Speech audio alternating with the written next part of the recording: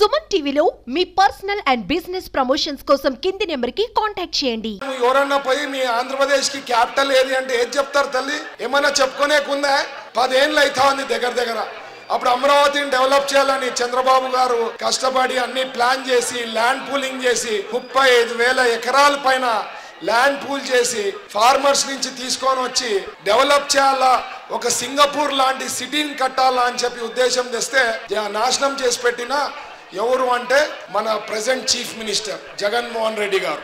So నేను చెప్పేది ఏమంటున్నా అంటే ఈ 5 ఏళ్ల పాలన ఎట్లుందంటే ఏదన్నా తీసుకోండి, ఎవరన్నా ఒక్కళ్ళన్నా సాటిస్ఫై అయినారా అంటే ఎవరన్నా హ్యాపీ ఉన్నారా? ఒక్కళ్ళు చెప్పండి అమ్మా.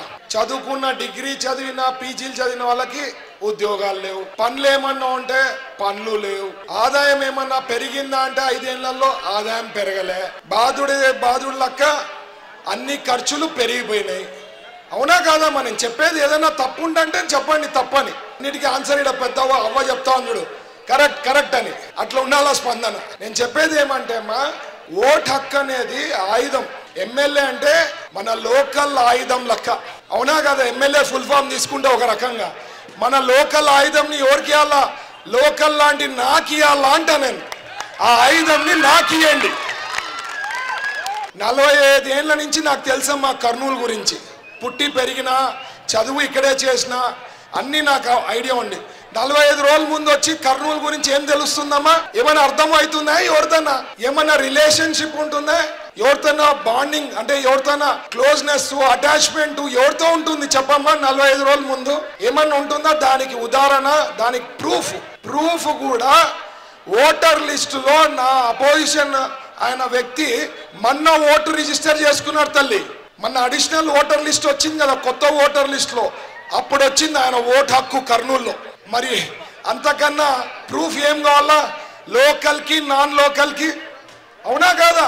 లోకల్ వ్యక్తి అంటే అన్ని తెలిసింటాయి, మన బాధలు కష్టాలు అన్ని తెలుసుకున్నా నేను. అందుకనే 10 ఏళ్ల నుంచి ఓడిపోయిన ప్రజల మధ్యలోనే ఉండి కనుక్కుంటూ ఏ రకంగా ఫ్యూచర్ ని బిల్డ్ చేయాలా కర్నూలు అని చెప్పి ఒక ప్రణాళిక పెట్టుకొని ఒక మేనిఫెస్టో ఇవ్వడం జరిగింది.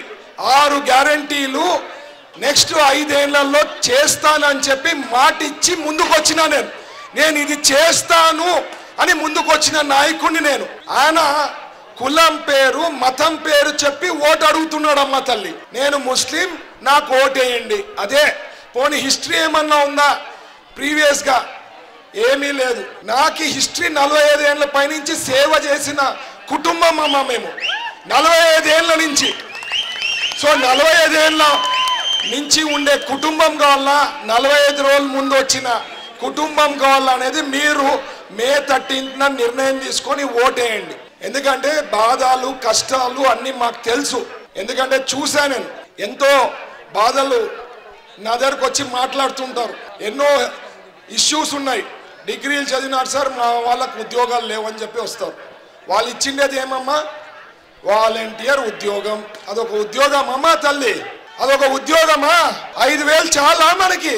మరి అదొక పెద్ద ఉద్యోగం లెక్క క్రియేట్ చేశారు. వాళ్ళ వాలంటీర్స్ అంతా కూడా మైండ్ ఖరాబ్ చేసి అదేదో IPS IAS ఉద్యోగం ఉందన్నట్లు ఫీలింగ్ లో వెళ్ళిపోయారు. నిజం, అది వాస్తవం. సో నేను చెప్పేది ఏమంటే, నేను చేసేవాడిని డబ్బు తినేకి వస్తాలే, ఒకరిని ఆక్రమించేదానికి వస్తాలే, ల్యాండ్ కబ్జాలు చేసేకి వస్తాలే, మంచి పేరు తెచ్చుకోనేకి వస్తున్నా. మా నాయన తెచ్చుకున్నాడు మంచి పేరు, 2 సార్లు ఎమ్మెల్యే అయినారు, ఒకసారి మినిస్టర్ అయినారు.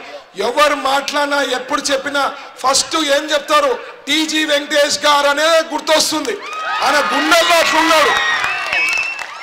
అట్లాంటి పేరు తెచ్చుకోవాలనే ఉద్దేశంతోనే నేను కూడా రాజకీయాల్లో వచ్చిన తల్లి. సో నాకు ఆశీర్వాదం ఇచ్చి నాకు సపోర్ట్ చేస్తే ఫ్యూచర్ డెవలప్ చేసేదానికి అవకాశం ఉంటుంది. స్మార్ట్ సిటీ చేస్తా, రియల్ స్మార్ట్ సిటీ చేస్తాను తల్లి నేను. మన కష్టాలు ఇప్పుడు ఎండాకాలం భయంకరంగా ఎండలు, ఎక్కడ కూడా చెట్లు కానీ గ్రీనరీ కానీ పెంచిండే దాఖలాలే లేవు. ఉండే చెట్లు కూడా కొట్టేయడం జరిగినాయి. రేపు ఈ స్మార్ట్ సిటీలో ఆ గ్రీనరీ కూడా పెంచేదానికి అవకాశం ఉంటుంది. గ్రీనరీ బాగా పెంచి ఇప్పుడు మీకు బెంగళూరు అందరు ఏమంటారు? గార్డెన్ సిటీ అంటారు. అట్లా వర్కౌట్ చేసి మన కర్నూలుని కూడా కర్నూలులో ఒక గార్డెన్ సిటీ లాగా డెవలప్ చేయాలనేది ఒక ఆశ ఉంది నెక్స్ట్ 5 ఏళ్లలో చెయ్యాలని. ఇది కూడా స్మార్ట్ సిటీలో ఒక అంశం. ఎన్నోటి ఉన్నాయమ్మా. Drainage system complete failure.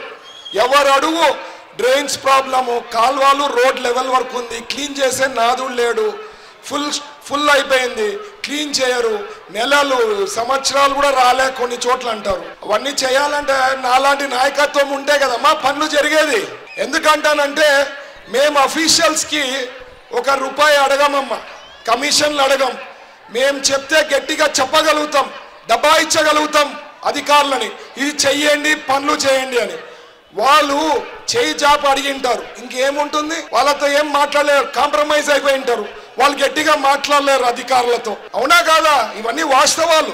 So తెలుసుకోండి అంటున్నా, ఎవరు అభివృద్ధి చేసేవాళ్ళు, ఎవరు కర్నూలు డెవలప్ చేయగలుగుతారు అనే వాళ్ళకి ఒక అవకాశం ఇవ్వండి.